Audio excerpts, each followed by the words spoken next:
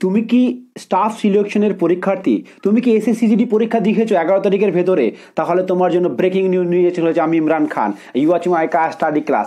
আজকে যা staff selection জানিয়ে দিল যে কতজন পরীক্ষার্থী দিয়েছে বা কজন অ্যাবসেন্ট ছিল, কজন প্রেজেন্ট ছিল।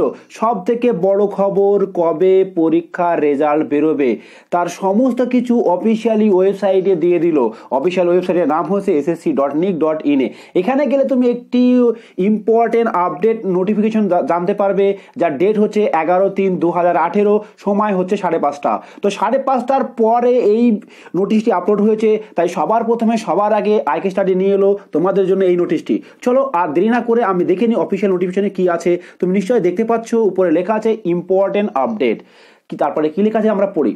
The Staff Selection Commission has successfully conducted the Constable GD in CAPF NIA SSF Rifleman GD Assam Rifles Examination 2018 from দেখো 11/2/2019 থেকে 11/3/2019, অর্থাৎ ফেব্রুয়ারি মাসের 11 তারিখ থেকে মার্চ মাসের 11 তারিখ পর্যন্ত এই এক্সামটি কন্ডাক্ট করেছে। মোট ডেট হয়েছে 18 দিন। 18 দিনে পুরো এক্সাম কিন্তু এসএসসি জিডি কমপ্লিট করে নিয়েছে।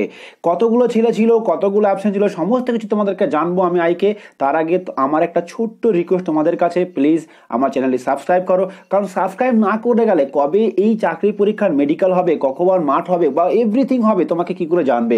সবার আগে সবার প্রথম আমি কিন্তু তোমাকে জানিয়ে দেবো। তাই বেশি বেশি সাবস্ক্রাইব করো। আর এই গুড নিউজটি সবাইকে জানিয়ে দিতে তোমার বন্ধুকে, যে 31 তারিখে অর্থাৎ মে মাসের 31 তারিখে রেজাল্ট আউট হচ্ছে, সেটা জানিয়ে দিতে অফিসিয়ালি তুমি তোমার বন্ধুকে শেয়ার করে দাও। কারণ শেয়ার না করলে উৎসাহ বাড়বে না, আর উৎসাহ না বাড়লে চাকরির পথে বাধা হয়ে দাঁড়াবে। তাই অবশ্যই বেশি বেশি করে শেয়ার করো। চলো আর একটু পড়ে নিই অফিসিয়ালি কতগুণ বলছে। টোটাল পরীক্ষার্থী অর্থাৎ নাম্বার অফ ভ্যাকান্সি ছিল 58,373টি। ভালো করে দেখে নাও, 58,373টি, অর্থাৎ 58,373। টোটাল নাম্বার রেজিস্টার ক্যান্ডিডেট অর্থাৎ কতগুলো ছেলে রেজিস্টার অর্থাৎ ফর্ম ফিল আপ করেছিল, 52,20,335টি, অর্থাৎ 52,20,335। Number of candidates appear in examination, এটা ভালো করে শোনো।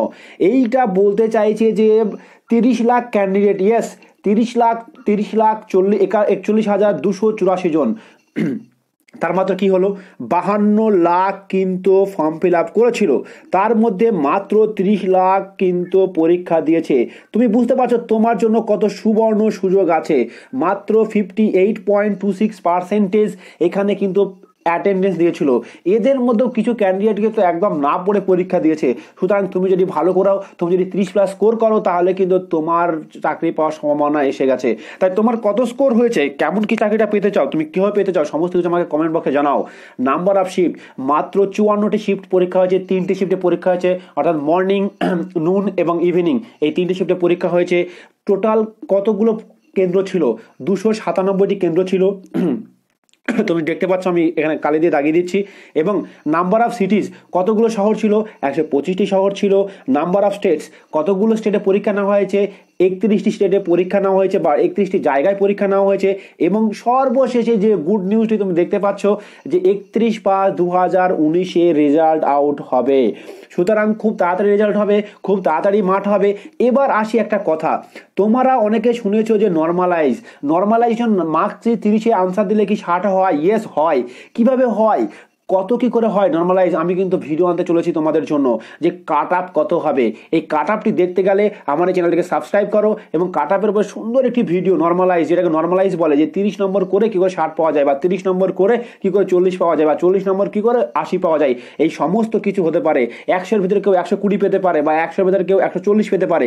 কিন্তু কিভাবে, আমি সমস্ত কিছু ডিটেলস উদাহরণ সহকারে পরবর্তী ভিডিওতে আনতে চলেছি আমি আইকে। সুতরাং এই চ্যানেলটা অবশ্যই সাবস্ক্রাইব করো এবং আর কথা না বাড়িয়ে কেমন লাগলো বন্ধুদেরকে শেয়ার করো। আমি এই পর্যন্ত ভিডিও শেষ করলাম। Thank you for watching my this video. This is Imran Khan.